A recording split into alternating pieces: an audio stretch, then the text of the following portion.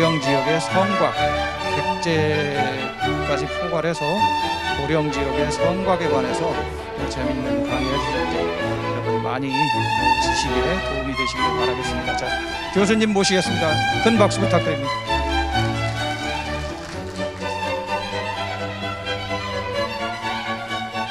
예, 방금 소개받은 공주대학교 서정설입니다. 다시 한번 인사드리겠습니다.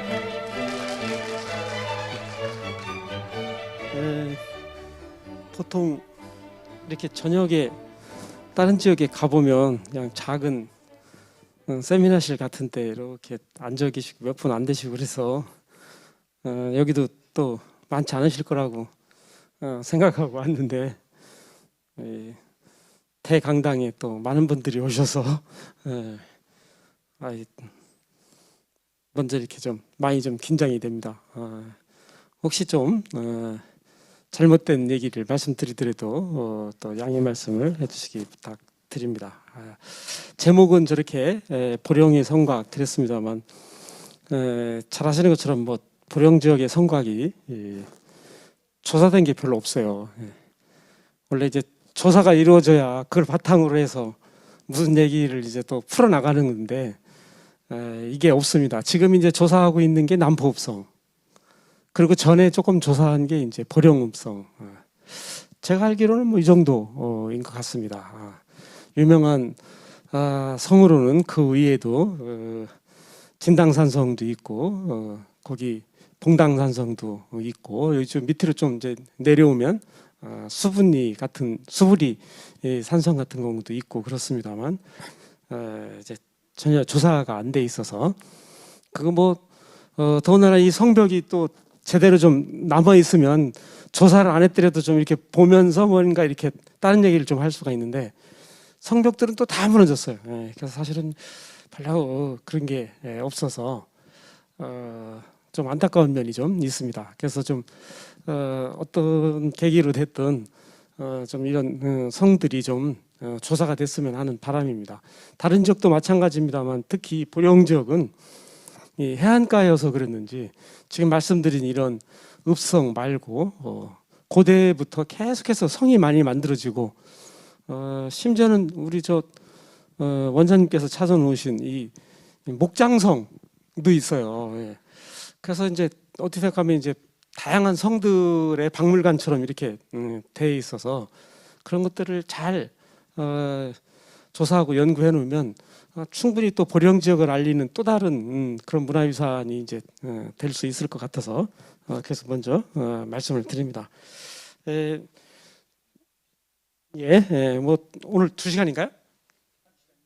1시간 20분이요? 그러면 중간에 한번 쉬어야 되나요? 아니면 안 쉬고 그냥 쭉 해서? 알겠습니다. 그래서 먼저 이렇게 좀 산성이 성곽이 출현하게 되는 그런 과정을 조금 먼저 영상으로 좀 말씀을 드리겠습니다.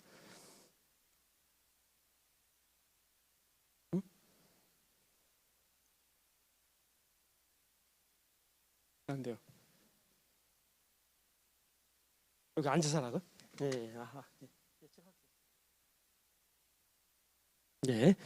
이런 순서로 좀 말씀을 드리겠습니다. 탄성이 먼저 탄성인데요.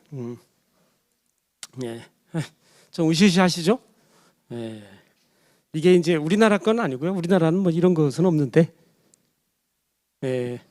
그 유럽의 덴마크에서 나온 선사 시대 그 인골입니다. 근데 보시는 것처럼 한 가운데 목창, 나무로 된 창이 이렇게 팍 꽂혀 있습니다. 뭐 전쟁을 했다는 얘기겠죠. 동물이 와서 인간을 이렇게 했을 리는 없으니까요. 요거는 이제 우리가 보기는 잘 구별이 안 되는데 가운데에 있는 이 부분이 둔기로 이게 맞은 흔적이랍니다. 인골 이렇게 감정을 해보니까. 그래서 이런 인골들이 발굴을 통해서 출토가 됐어요. 그러니까 이걸 통해서 이제 해석을 할 수가 있는 거죠.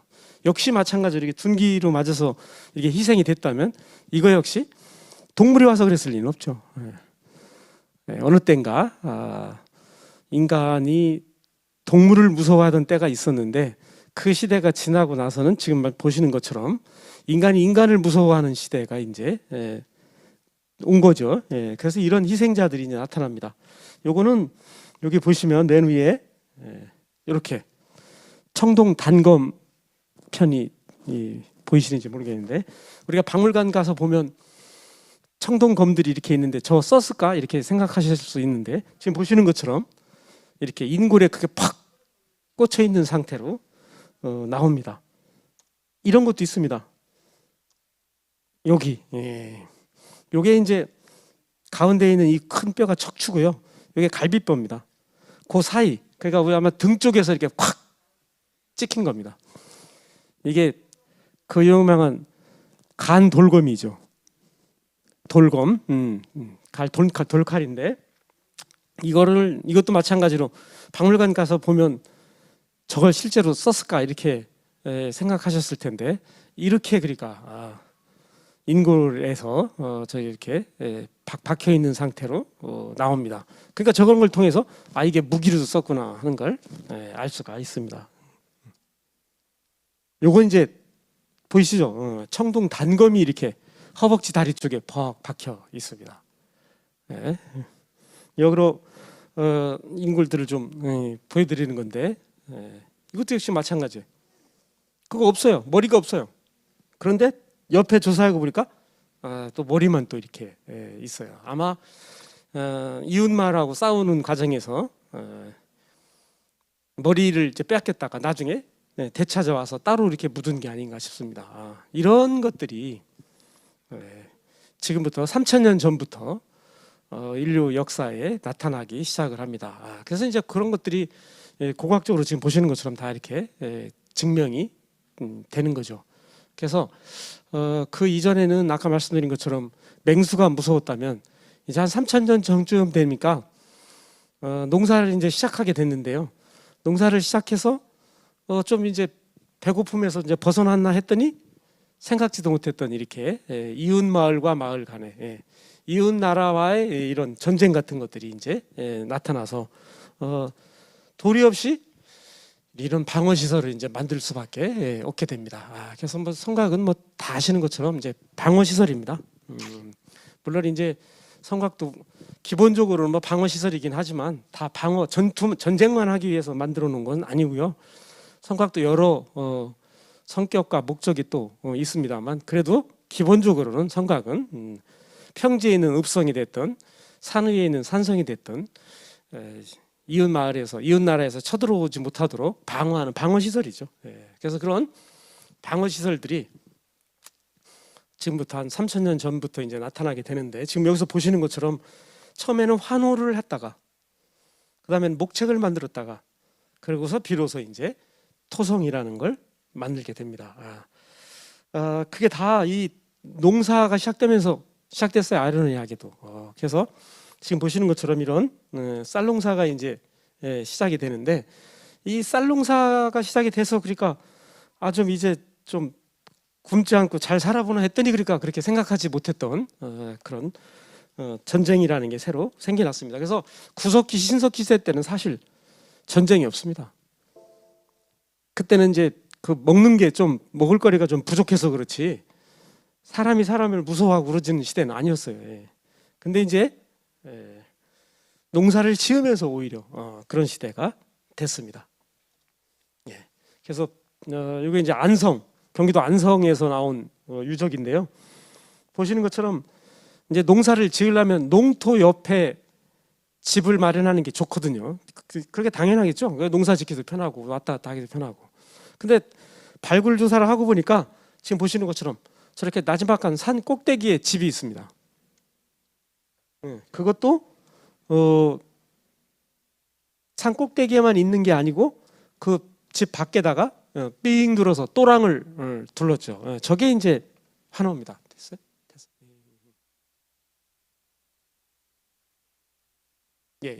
됐네요. 요건 보시는 것처럼 울산에서 나온 건데요. 마찬가지로 지금 여기서 보시는 것처럼 또랑을 파서 두르고 그 안에 이제 살게 되는 거죠. 아유 저거 얼마나 힘든 일이에요. 저렇게 안 해도 될 저런 방어 시설들 또랑을 저걸 팔려니까 저 또랑들이 얼마나 하냐면요. 이건 오사카에서 나온 건데 일본. 그러니까 전 세계 어디나 다 마찬가지입니다. 우리나라만 그런 것도 아니고 다 똑같이 이렇게 산 위에다가 또랑을 파고 그 위에 이제 들어가서 살고야 되는데 넓은 데는 이 정도가 됩니다. 사람인 거 보니까 아시겠죠? 예. 건너오지 못하게 하려니까 이웃 마을이 사람이 쳐들어오지 못하게 하려니까 저렇게 넓게 파는 수밖에 없죠. 이거 다 뭘로 팠겠어요? 이거 다 이때는 철기가 없습니다. 우리 집 삽, 꽹이 이런 게 없습니다. 다 돌멩이로 우리가 가서 보는 그 도끼라고 하는 그런 걸로 해서 어르신들은 잘 아시겠습니다만 생토입니다. 생토. 바위처럼 단단한 거기를 생토를 파서 저렇게 만들어 놨습니다. 참 이렇게 했더니만 그 다음에 이제 사다리를 탁 걸쳐놓고 쳐들어와요. 그래서 이제 할 수 없이 이렇게 환우를 파놓고 그 위에다 다시 이제 목책을 세우는 수밖에 없습니다. 그러면 이제 저 목책을 이렇게 넘어오야 되잖아요. 목책을 넘어올 때는 두 손으로 목책을 짚고 넘어오야 되니까 무기를 못 잡습니다. 이 사람이. 그러니까 안에서 딱 기다리고 있다가 얼마든지 못 넘어오게 할 수가 있는 거죠. 그래서 목책을 저렇게 해놓습니다. 그러니까 뭐 목책 자체가 뭐 큰 방어 시설이라기보다는 그걸 넘어올 때 방어를 할 수 있기 때문에. 그랬더니 이제 다음번에는 저 목책을 쓰러뜨리면 되잖아요. 그러니까 이제 다음번에는 불을 갖고 와서 목책을 불을 내고 넘어옵니다. 그러니까 목책 갖고도 안 되니까 이제는 불에 안 타는 목책. 왜 토성이죠. 흙으로 쌓을 수밖에 없습니다. 그래서 성이라고 하는 건 출현을 하게 됩니다. 그러니까 어떻게 생각하면 인류 역사에 있어서 성이 꼭 필요했던 건 아니지 않나. 없었어도 얼마든지 될 수 있는데 글쎄 누가 더 나쁜 사람인지는 모르겠어요. 자기가 먹을 건 자기가 농사 져서 먹지. 그걸 또 이렇게 가만히 있다가 남이 농사해 놓은 거 쳐들어가서 뺏어오는 사람이 나쁜 사람인지, 또 그렇게 또 없어서 또 오면 좀 놀아주지, 그걸 또 끝까지 또 안 주겠다고 또 부둥켜 안고 못 오게 저렇게 하는 사람이 나쁜 사람인지 잘 모르겠습니다만, 저렇게 우리 인류가 공평하게 같이 더불어 사는 이런 마음이 없다 보니까 생겨난 게 저 성곽입니다. 그래서 뭐 사실 성은 크고 정교하고 화려하다고 그래서 꼭 좋은 건 아닙니다. 어떻게 생각하면 저런 거 없이 더불어 살던 구석기 신석기 시대가 그야말로 인간답게 살았던 그런 시대가 아닌가 하는 생각도 또 해봅니다. 그래서 삼국시대 때 성들이 출현해서 조선시대 때까지 이제 계속해서 방어시설이라니까 만들어지게 되는데, 그 중에 이제 오늘 말씀드리려고 하는 삼국시대 성곽들은 지금 보시는 것처럼 크게 보면 도읍지에 쌓은 도성이 있고 각 지역에 쌓은 지방성들이 있습니다. 이제 도성은 그 나지막한 구릉 혹은 평지에 이제 이렇게 자리한다면, 지방에 쌓은 그 성들은 오늘 우리 보령 지역에 있는 이 산성들처럼 대부분이 다 이제 산성의 형태로 자리를 합니다. 보령읍성, 남포읍성이 있지 않습니까? 예, 맞습니다. 고려 말 조선 초에 그렇게 평지에 읍성이 만들어지기 전에는 다 산성이 있었습니다. 지방 통치의 거점도 다 산성의 형태로 있었습니다. 그러다가 그게 밑으로 내려온 겁니다. 그래서 이제 아까 말씀드린 것처럼 산성이라고 그래서 다 전쟁하기 위해서 만든 건 아니고요. 물론 방어시설이니까 적이 쳐들어오면 평지에서 싸우는 것보다는 산성에 들어가 싸우는 게 유리하죠. 그러니까 들어갑니다만, 그게 그렇게 전쟁 때 대비했다기보다는 평상시의 통치를 위해서도 이 산성을 쌓아놓게 됩니다. 그래서 읍성 안에 그 지역을 통치하는 읍의 그 관아가 들어가 있고 수령이 그 안에 이렇게 들어가 있듯이 산성 안에 실제로 들어가서 있었습니다. 그 읍성이 출현하기 이전에는 그러니까 산성을 쌓아놓고 그 안에 들어가서 다 통치를 했습니다. 특히 이제 산성이 필요했던 것은 세금을 걷습니다. 예나 지금이나 지방 통치를 이렇게 하게 되면 그 지방관이 하는 일 중에 가장 중요한 일은 세금을 걷는 겁니다. 그 지역에서. 그래서 세금을 이제 걷으면 중앙에서 이제 할당량이 다 있지 않겠어요? 예, 보령에서는 이번에 뭐를 얼마큼 내쇼. 그러면 그거는 해서 보내고 나머지는 그 지방 관하에서 또 써야 되니까요. 예. 그거는 이제 남겨뒀다가 그걸 갖고 1년 생활을 해야죠. 지금이야 돈이 있으니까 돈 갖고 하면 되지만 그때는 현물밖에 없죠. 그럼 한번 거둔 이 세금을 어떻게 하겠어요? 잘 보관해야 됩니다. 이걸 만약에 잊어버리면 쉽게 말씀드리면 1년간 굶어야 되는 거죠. 세금을 다시 거두면 되지 않아요. 물론 거두면 됩니다만 일반 백성들이 얼마나 그렇게 되면 큰 피해를 입어요. 그러니까 다시 거두면 안 되는 거죠. 그러다 보니까 저렇게 산위에 산성 안에다가 창고를 지어놓고 그거를 이제 지키기 위해서 산 위에 상벽을 쌓아놓는 거죠. 원래는 그래서 전쟁을 한다기보다는 그렇게 창고를 보호하기 위해서 산성을 쌉니다. 다시 말씀드리면 창고를 다 산 위에다 갖다 놓고 그 주변으로 이렇게 성벽을 돌려서 산성이라는 게 출현을 하는 겁니다. 근데 이제 적이 쳐들어오면 아까 말씀드린 것처럼 평지에서 싸우는 것보다 그대로 산 위에서 싸우는 게 나으니까 그걸로 들어가는 거죠. 더군다나 거기는 평상시에 지금 말씀드린 것처럼 먹을 게 거기 들어 있습니다.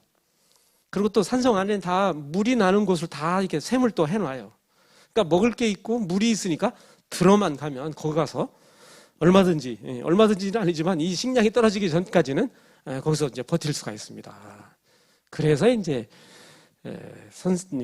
그 산성을 쌓아놓고 거기 들어가서 농성을 하게 되는 거죠. 보통은 이제 적들이 그래서 오면 아시는 분은 뭐 잘 아시겠습니다만 적들이 쳐들어오면 맞서서 싸우지 않고 다 그 창고가 있는 산성 안으로 다 들어갑니다. 그래서 적이 오면 아무것도 없어요. 그러니까 적은 그냥 쭉 앞으로 그냥 쭉 전진합니다. 이 사람들 다 도망갔구만 겁쟁이들 이러면서 이제 앞으로 쭉 전진을 합니다. 그러면 그 적병도 먹어야 됩니다. 결국은.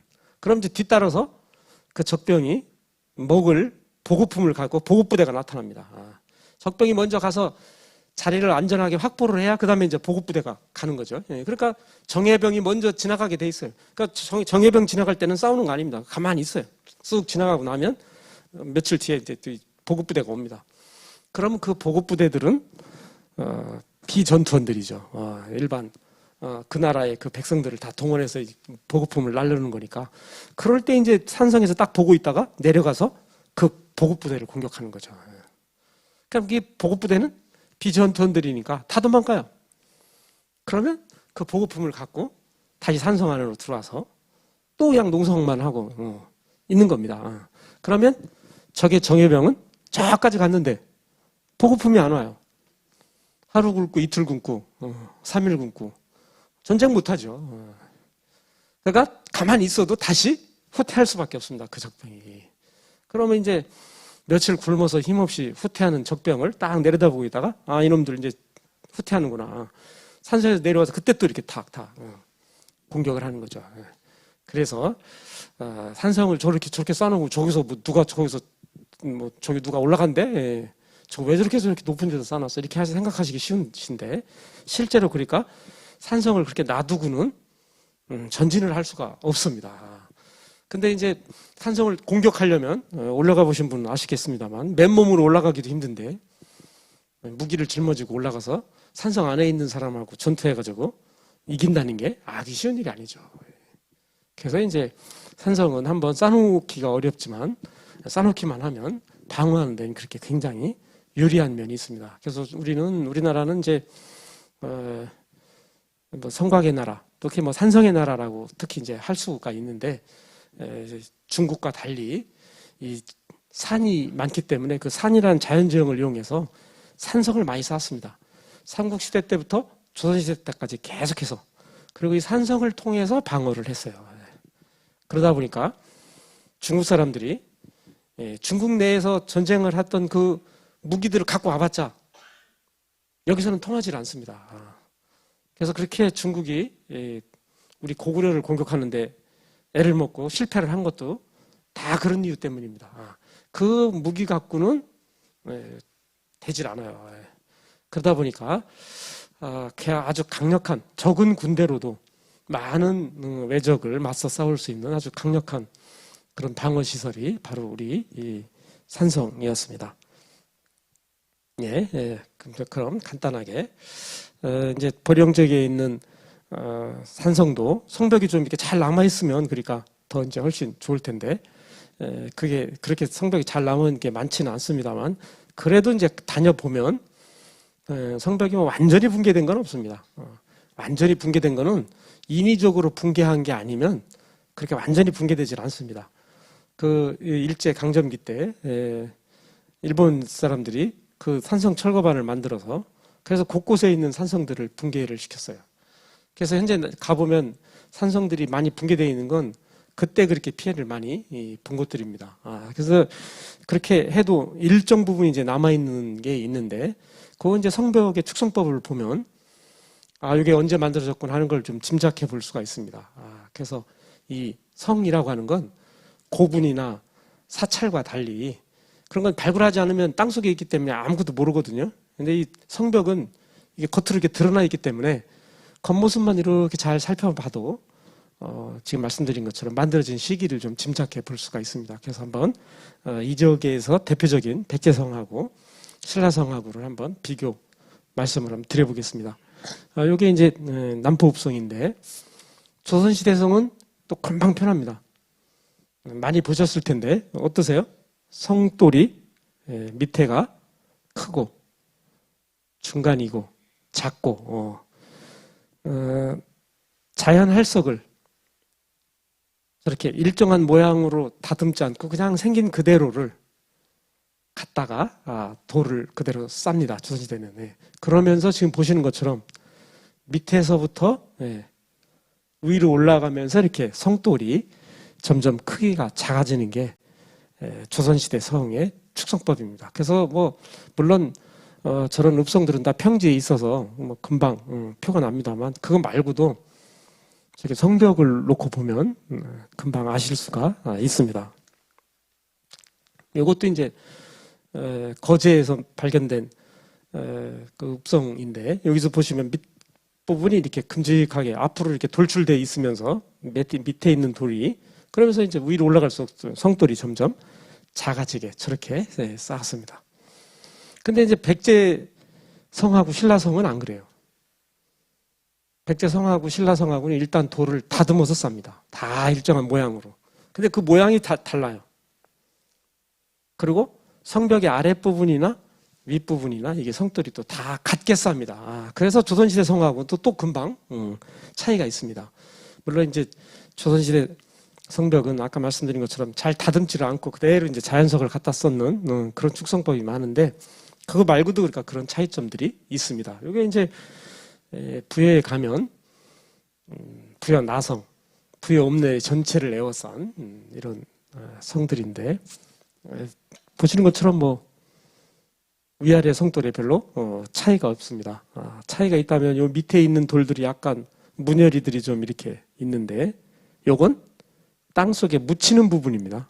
땅속에 묻히는 부분들은 안 보이니까 그런지 저렇게 하셨더라고요. 노출되는 부분만 잘 다듬고 땅에 묻히는 부분은 잘 안 했어요. 이것만 그린 게 아니라 석탑 이런 걸 놓고 봐도 땅에 묻히는 부분은 안 다듬고 노출되는 부분만 다 싹 이렇게 해서 여기까지는 묻혔구나 하는 걸 이제 오히려 알 수 있게 이렇게 해주는데요. 이 성돌입니다.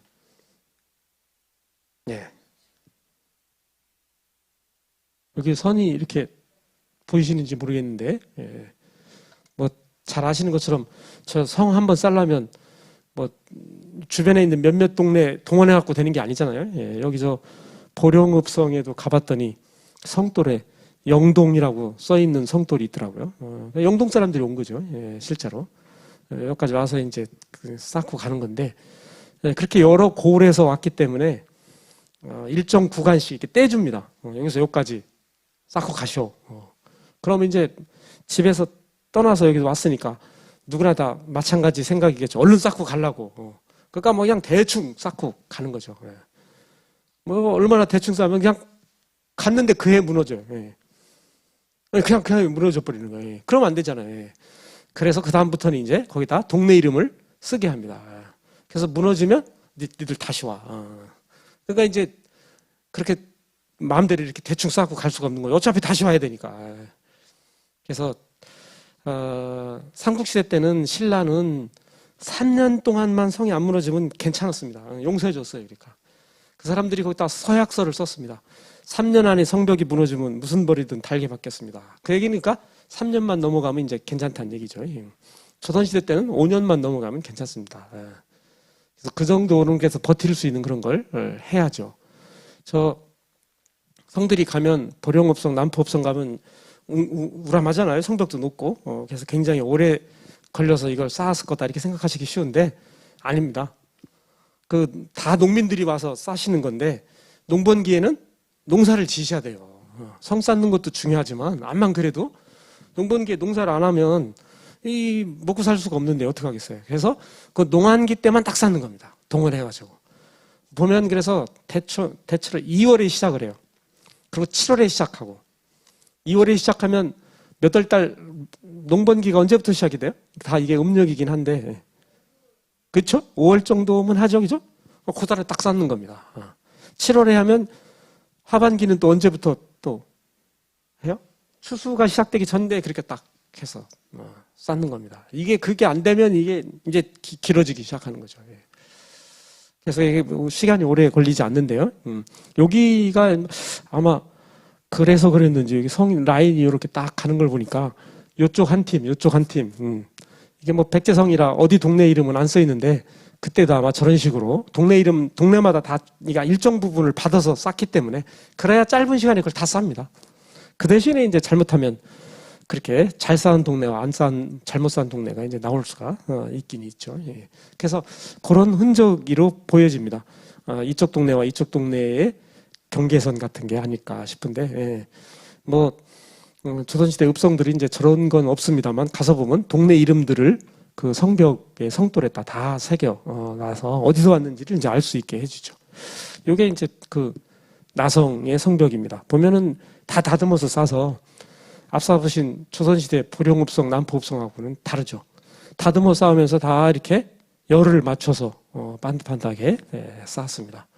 뭐 제 생각엔 저건 백제 사람들이 뭐 특별히 더 재주가 비상해서 저렇게 한 거라기보다는 성을 얼마 안 쌓기 때문에 그래서 저렇게 일일이 다듬어 쌓을 수 있었던 게 아닌가. 성을 많이 쌓는다고 하면 언제 저걸 저렇게 하겠어요.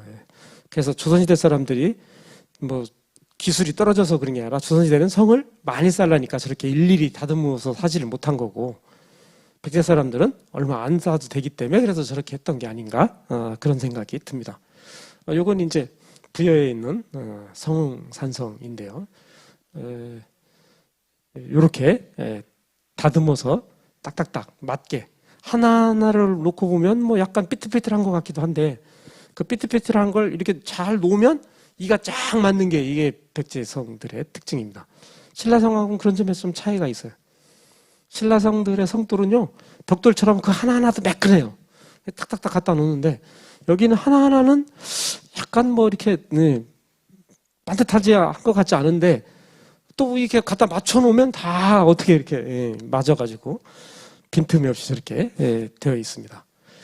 3년산성입니다. 그 유명한 우리나라 산성을 대표하는 게 이제 3년산성인데 왜냐하면 3년 걸렸어요. 아까 말씀드린 것처럼 짧은 기간이 하는 건데 이거는 3년이 걸렸으니까 뭐 보통 일반 성하고는 완전히 이제 다른 모습입니다. 그래서 실제로 엄청나죠. 네.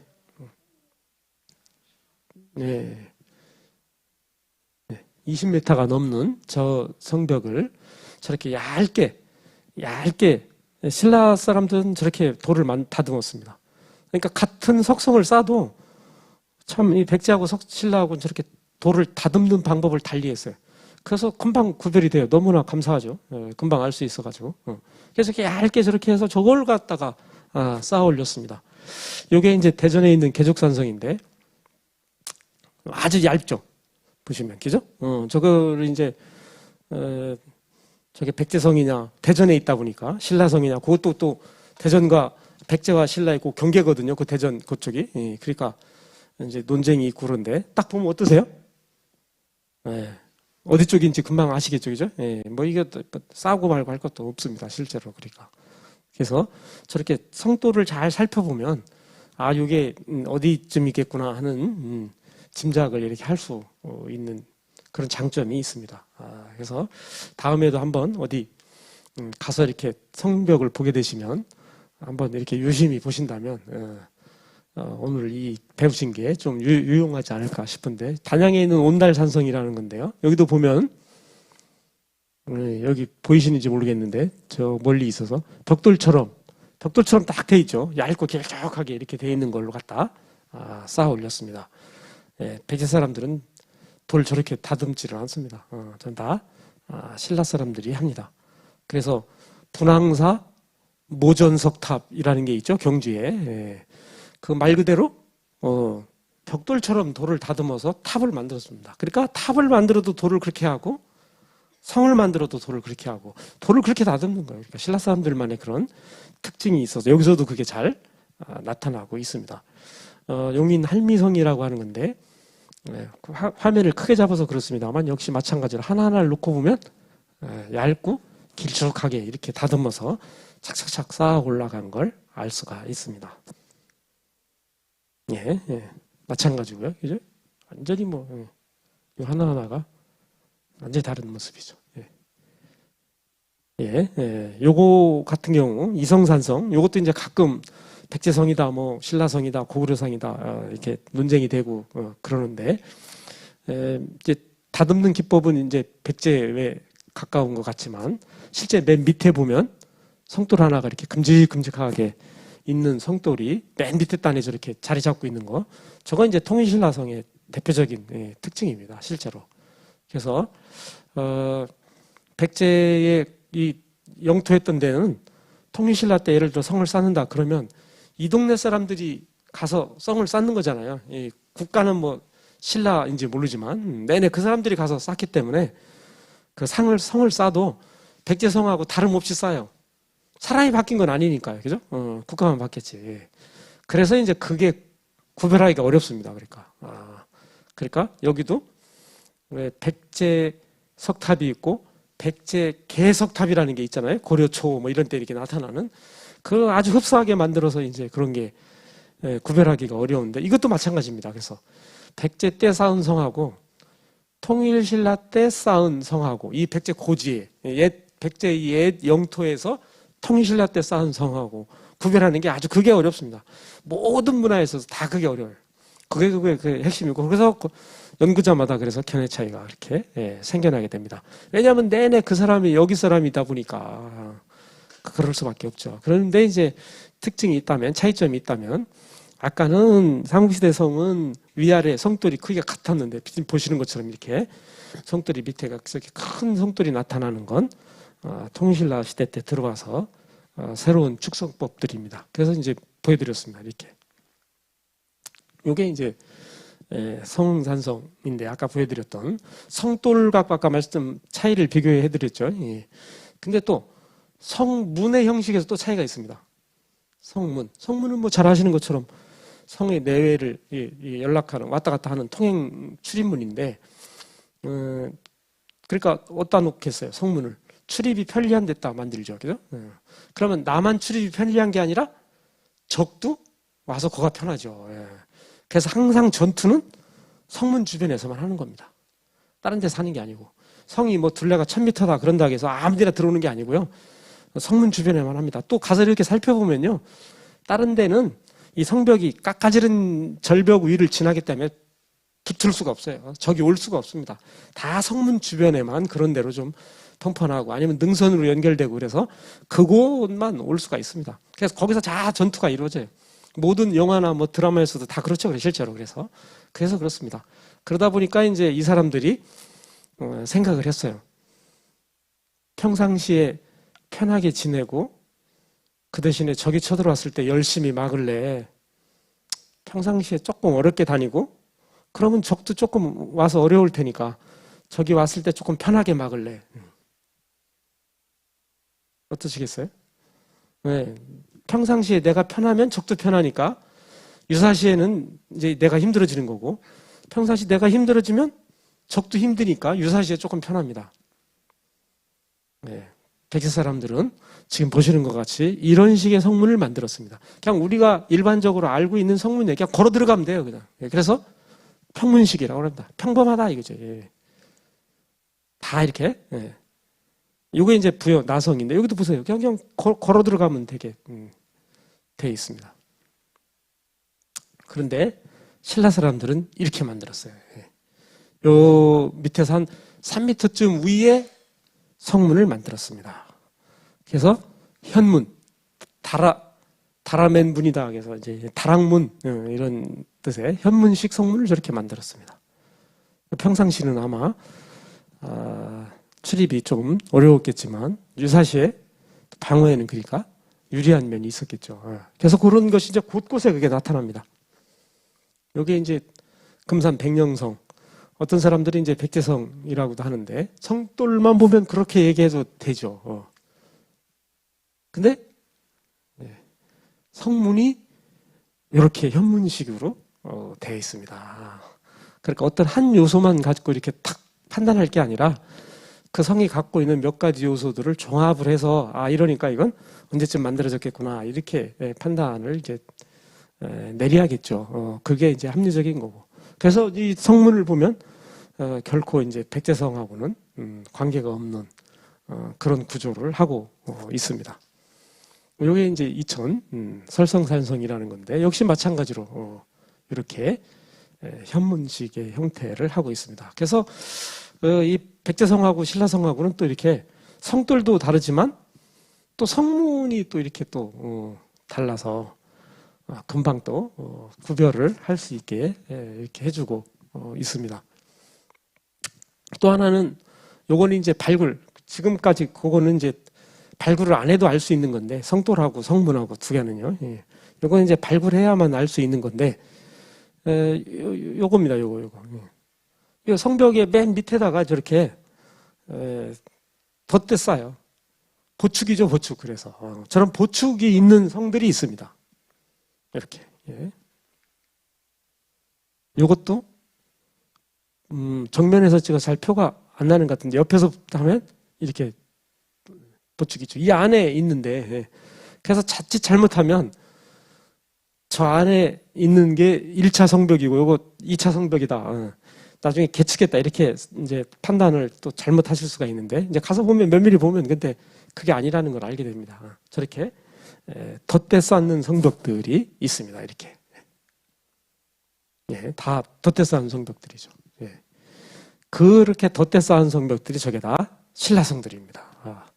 그래서 보축을 하는 성들은 신라성이고 백제성벽은 그런 게 없습니다. 지금 보시는 것처럼 아무것도 없어서 한눈에 알 수가 있습니다. 금방 뭐 드러나죠. 이렇게 아마도 그 신라성들은 이렇게 좀 높이 쌓기 때문에 그래서 저런 보축을 필요로 했던 것이 아닌가 싶습니다. 앞서 말씀드린 3년산성 한 20m 넘는다고 그러죠. 20m, 22m 막 이렇게 되는데 그렇게 높이 올라가려니까 보축이 필요할 수밖에 없었던 게 아닌가. 백제성은 그렇게 높은 성이 없어요. 보령에 있는 성은 뭐 제가 뭐 그냥 해드리는 거고 뭐 더 잘 아시기 때문에 넘어가겠습니다. 제가 여기 보령에 있는 성을 처음으로 답사온 게 89년도입니다.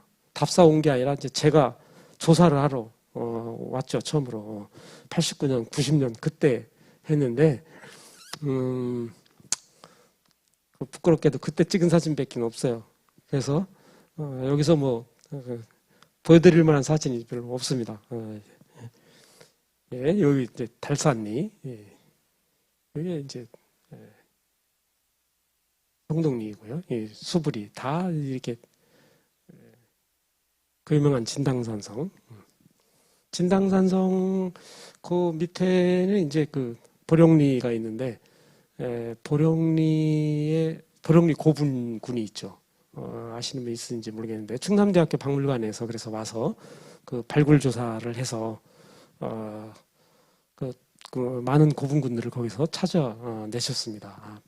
연지리 고분군도 이제 고려대학교에서 와서 이제 찾아내고 곳곳에 이제 그런 고분군들이 좀 있는데 사실 뭐 저런 사람들이 모여 살더라도 성은 안 쌓을 수 있어요.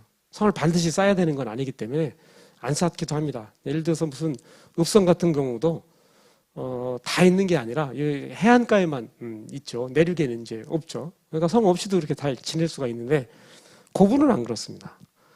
고분은 뭐 영원히 사는 사람은 없기 때문에 결국은 주변에 이제 고분군들을 만들 수밖에 없어서 사실은 성 못지않게 저런 고분군들이야말로 그 지역의 그 실체들을 밝히는 데는 굉장히 중요한 고고학적 자료가 됩니다.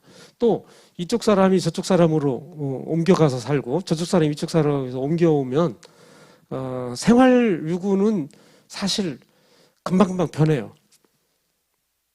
저쪽 사람이 이쪽으로 오면 여기 토기를 쓰기 마련입니다. 여기 사람들 사는 방식대로의 집터도 거른 데서 살고요. 그런데 고분은 안 바뀌어요, 잘. 고분은 갖고 있다가 점진적으로 나중에 바뀌어가고 그럽니다. 그래서 이제 그런 고분은 고분대로의 특징이 있어서 그걸 보면 이게 원래 여기 살던 사람인지 어디 살다가 이렇게 이사 온 사람인지 이걸 알 수가 있습니다. 그래서 요즘에 이제 그 고고학하는 사람들이 각 삼국의 초기 그 건국하는 장면들을 보면 다 무슨 신화 전설처럼 돼 있잖아요. 예. 그래서 바로 그것들을 이 고분을 통해서 입증을 하려고 많이 노력을 하고 있습니다. 왜 그런 얘기가 나왔는가 하는 거를 하늘에서 왔다 이러는데 실제로 하늘에서 올 수는 없으니까 그러면 이제 구체적으로 어디서 왔냐 이거를 고분을 통해서 이제 하려고 그러는데 여기도 그렇게 그 보령리 고분군이 훌륭한 고분군이 있어서 뭐 그거 말고도 뭐 여기저기 많이 있습니다만 앞으로 그 보령 지역의 어떤 정치 중심지 이런 거를 추적하는 데 있어서 아주 좋은 자료로 활용할 수 있지 않을까 싶습니다. 이건 이제 진해산성이고 그 안에서 출토된 유물들입니다. 우리 오다 저기도 보니까 오랫동안 여기서 보령 지역을 연구해온 우리 황희천 선생님께서 이 보령 지역의 치소가 이동하는 이런 과정을 이제 논문으로 밝혀놓으셨는데 그 논문을 보니까 이제 핵심적인 내용은 지금 남포읍성이 있는 곳이 처음부터 남포현의 치소였던 것은 아니고 원래 치소는 수부리 쪽에 원래 있다가 조선시대 때 남포읍성을 쌓으면서 이쪽으로 옮겨왔다 이제 그런 말씀을 이제 하셨고 그 근거로 이제 뭐 몇 가지를 들으셨는데 그 중에 하나가 거기서 나온 기화편이에요. 기화편들이 거기 있는데 실제 이제 그 기화편들을 공주대학교하고 충남대학교 박물관에 보내서 이렇게 언제 만들어졌는지 의뢰도 하고 막 그렇게 하셨더라고요. 그래서 보니까 고려시대 때 만들어진 기화편들이라서 적어도 이제 남포읍성은 세종 때 축성이 되니까요. 그러니까 남포읍성이 축성되기 이전에 중심지는 그쪽이었을 가능성이 크다는 생각입니다. 다만 이제 거기 성이 두 개가 있죠. 수부리도 있고 대천리도 있고. 그래서 둘 중에 어떤 건가? 그거는 이제 더 생각을 한번 해봐야 될 것 같습니다. 그래서 그때 당시에는 고대로 올라갈수록 그 산성을 중심으로 그 치소가 만들어지거든요. 그러니까 분명히 둘 중에 그 근처라고 하면 그 두 산성 중에 하나를 근거로 해서 더 가까운 지역에 있었을 거기 때문에 그거를 좀 더 앞으로도 추적을 할 필요가 있지 않나 싶습니다. 거기서도 보니까 좋은 기화편들을 많이 찾으셨던데 기화를 저렇게 하다 보면 거기에 이제 글자가 있는 그 기화가 있습니다. 그 중에 벼슬 관자. 벼슬관자가 새겨져 있는 그 기와는 바로 그 치소, 그 지역의 치소에서 그런 벼슬관자 쓴 그 기와가 많이 나옵니다. 그래서 이 지역이구나 하는 생각을 그 기와를 통해서 이제 할 수가 있죠. 기와가 나와서 말씀을 드려봅니다. 향천이 산성이 있고 아주 쉽게 달려왔는데 보령에 이제 잘 아시는 것처럼 저렇게 백제 때부터 두 개의 현이 있어서 사포현과 신촌현. 그 후에 신촌현이 이제 나중에 우리 보령 지역이 되는 거고 이 사포현은 이제 남포 지역이 되는 건데 잘 아시는 것처럼 아마 그 경계는 이 대천이 아니었었나 싶어요. 대천을 경계로 해서 그래서 나눠져 있었는데 문제는 조선시대 때는 이제 읍성이 있어서 그 중심지를 이렇게 알 수가 있는데 그 전에 고려시대 통일신라 백제 때는 어떠냐 하는 내용입니다. 백제 때는 모든 군현에 성을 쌓은 건 아닙니다. 보니까. 그리고 그렇게 모든 군현에 성을 쌓으려고 하다 보면은 그렇게 다듬어서 그 성들을 다 그렇게 할 수가 없죠. 실제로. 몇몇 중요한 군대만 하는데 오늘날 도에 해당되는 방이 있죠. 방. 그리고 이제 군현이 이렇게 있게 되는데 그 방에는 이제 5개밖에 안 되기 때문에 방성을 쌓았던 것 같은데 군이나 군에도 다 있었던 것 같지는 않습니다. 다녀보면은 현에는 뭐 거의 없고요. 백제 때는 현에는 뭐 거의 안 썼습니다. 실제로 지방관을 보내지도 않았고 현에는요. 이제 통일신라가 되면 근데 이제 상황이 조금 바뀌어서 이 신라 사람들이 봤을 때 무력으로 이제 이 백제 땅을 정복하기는 했는데 가만 놔두면 이 사람들이 또 언제 또 들고 일어날지 모르잖아요. 그러니까 이 백제 사람들을 동원을 해서 성을 쌓게 시켰습니다. 가만 놔두면 안 되니까. 그래서 각 군현마다 이제 현 단위에까지 성을 이렇게 다 쌓게 되는 게 통일신라 때입니다. 이제 그 에너지를 그러니까 성 쌓는 데다 한 거죠. 실제로 또 그 신라에서 경주에서 이쪽으로 이제 지방관을 보낸다고 그랬을 때 지방관이 잘 올 수 있었을까요? 못 와요. 전쟁을 해서 이겼는데 여기 어떻게 그 자기가 무슨 저기로 여기 와서 지방관 노릇을 할 수 있겠어요. 그러니까 아마도 성 쌓아주고 약간의 군대 같은 것들을 이렇게 보내주고 그래야 그것도 아마 이 군현마다 동시에 다 보낼 수는 없었을 테고 큰 고을 중심으로 가고 그 다음에 이제 안정적이 되면 이제 좀 더 작은 고을까지도 가고 아마 그렇게 연차적으로 갔었을 텐데 그래서 통일신라 때가 돼서야 각 군현에 이제 성이 이렇게 하나씩 들어서게 됩니다. 치수성들이. 백제 때는 뭐 거의 없고요. 근데 이제 그 성들 중에서 그런 치소성을 구별하는 방법이 이제 몇 가지가 있는데요. 이제 연구를 쭉 해보니까 첫 번째는 행정구역명을 딴 성이 그 동네의 치소성입니다. 행정구역명을 딴 성이. 그래서 근데 이 보령에는 그게 없어요. 왜 그게 없는지 모르겠는데 그게 없습니다.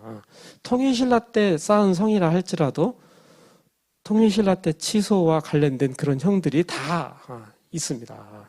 가까이에 있는 여양현성,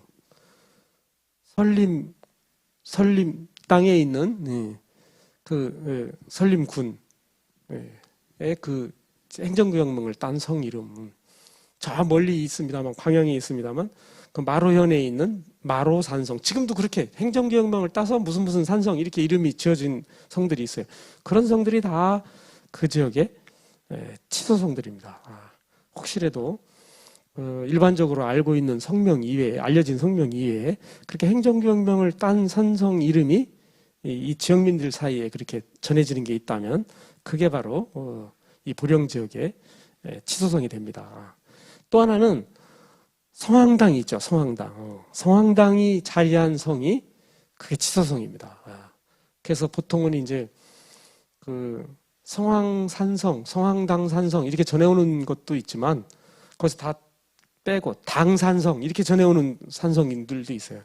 이런 것들이 또 그러니까 그 지역의 중심 성들입니다. 또 하나는 아까 말씀드린 기와에서 관자명이 찍혀 나오는 무슨 관자명이 찍혀 나오는 그런 기와가 출토되는 성들이 바로 또 그 지역에 치수성일 가능성이 대단히 많습니다. 그런 것들을 통해서 그런 걸 추정을 해볼 수가 있고, 또 하나는 이제 규모도 있어요. 규모. 이제 지방간을 이렇게 보낼 때는 다 이 등급이 있죠. 그러다 보니까 성의 규모도 마음대로 이렇게 하지 않고 일정 부분 이게 같이 한 것 같습니다. 그래서 성들 중에서 500m급이 있고 1100m급이 있어요. 근데 언뜻 생각하면 군에는 1100m급, 현에는 한 500m급 둘레가, 성의 둘레가 그런 성으로 그렇게 했었을 법한데, 그리고 그랬으면 아주 딱 기억하기 쉬운데, 사실 그건 해보니까 군, 현은 크게 차이가 언제 얼마든지 뒤바뀌더라고요. 현임에도 1100m급이 있고 군도 500m급이 있고, 그래서 그거는 맞진 않지만 어쨌거나 그렇게 500m급하고 1100m급의 요 성승들이 있어서 성의 둘레를 이렇게 재봤을 때 거기에 만약에 해당이 된다면 그런 통일신라 거를 한번 고려해 볼 필요가 있죠. 아마 이 보령 지역도 둘러보니까 백제때 성이라고 볼 수 있는 것은 이제 잘 눈에 띄지는 않습니다. 가장 유력한 후보가 아까 말씀드린 것처럼 이제 우리 그 보령 지역에서는 진당산성이고 이 남포 지역에는 수불이인데, 둘 다 백제산성으로서 갖춰야 될 그런 요건들하고는 좀 거리가 있어요. 규모도 굉장히 크고 한 900m급에 가깝잖아요. 그래서 이제 그것도 크고, 성벽의 축성법도 물론 뭐 다 무너져가지고 이제 잘 보이지는 않습니다만, 그 축성법도 백제적인 그런 축성법들이 잘 보이지 않고, 물론 이제 조사한 분들은 거기서 백제 토기가 나왔다고 그렇게 해서 백제 때까지 이제 축성 시기를 이렇게 올려보는 경향이 있으시던데, 유물은 그런지 모르지만 남아 있는 유구로 봤을 때는 그런 면들이 좀 잘 없어서 아마도 여기도 통일신라 때 그렇게 다 들어서지 않았을까. 그리고 그 이후에 이제 쌓여진 성들이 아닐까, 이런 생각이 드는데, 그런 걸 해나가시는 방법 중에 하나가 지금 말씀드린 그런 거다. 그래서 주변에 뭐 여러 성들이 있겠습니다만 말씀드린 그런 두 성을 중심으로 해서 앞으로도 좀 조사와 연구가 좀 더 이루어질 필요가 있지 않나, 이런 생각을 드리면서 오늘 일단 뭐 제가 드릴 수 있는 말씀은 여기서 마칠까 합니다. 그리고 혹시 질문이 있으면 좀 답변해서 드리고 마무리를 짓도록 하겠습니다.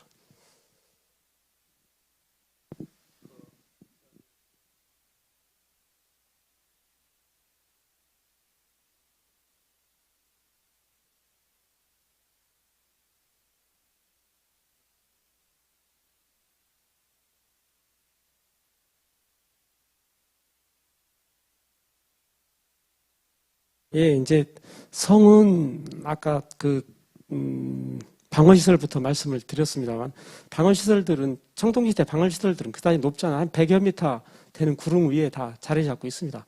그러다가 이제 이게 점점점 이제 올라가서 뭐 고려시대, 조선시대 되면 400m, 600m급에 올라가는데, 삼국시대 성들은 200m, 해발 200m급 정도에 다 있습니다. 그러다가 이제 이게 통일이 되면 이제 성이 두 가지 현상이 나타나는데요. 통일이 되면 삼국시대 거보다 더 높고 크게 나타나는 성이 있고, 예를 들어 남한산성 같은 게 이제 그런 대표적인 예죠. 예. 그렇지 않고 낮은 데를 이제 내려오기 시작합니다. 여기 저 결성에 있는 신금성 같은 경우가 대표적인 사례인데, 지금 말씀하신 그렇게 나지막한 구릉에 있는 토성들은 그러니까 아마 통일신라 때가 가깝지 않을까. 그건 삼국보다는 오히려 통일신라 혹은 그거보다 낮은 고려시대 이렇게 아닐까 싶습니다. 이게 아마 전쟁을 하던 삼국시대 때는 전국시대니까 그런지 이제 평지성들을 잘 안 쌓다가 통일이 되고 나니까 이제 그런 나지막한 구릉에 자리하는 성들이 출현하게 되는 것 같습니다. 예.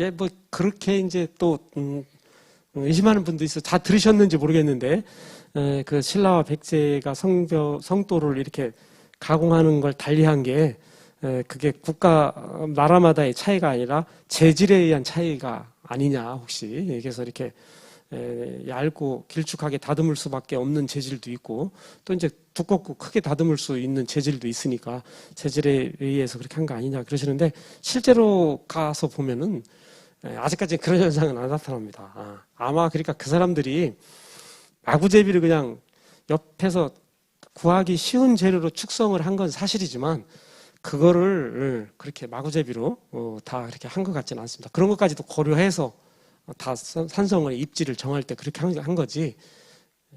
그래서 재질에 따라 그런 거는 개연성은 있지만 실질적으로는 확인은 안 되는 것 같습니다.